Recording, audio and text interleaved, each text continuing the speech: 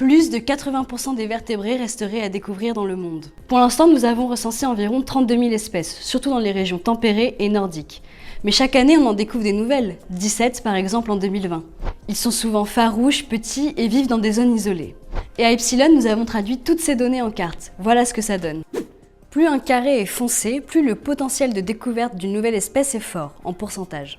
Si on regarde dans le détail, on voit que 48% des vertébrés terrestres inconnus sont concentrés dans les forêts tropicales humides.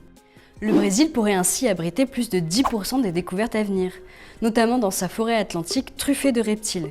Les chercheurs estiment d'ailleurs qu'il représente 49% des espèces à découvrir.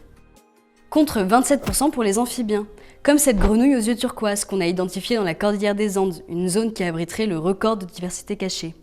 De l'autre côté de l'hémisphère, les Philippines seraient un grand réservoir d'oiseaux inconnus, et les montagnes du nord du Vietnam regorgeraient de surprises, comme le saola, un étrange bovidé de 100 kg qu'on y a rencontré pour la première fois en 1999. Jusqu'aux grands primates qu'on ne connaîtrait pas tous. En 2017, au nord de Sumatra, des scientifiques ont aperçu une espèce d'orang-outan aux femelles barbues, qu'ils ont baptisée Tapanuli.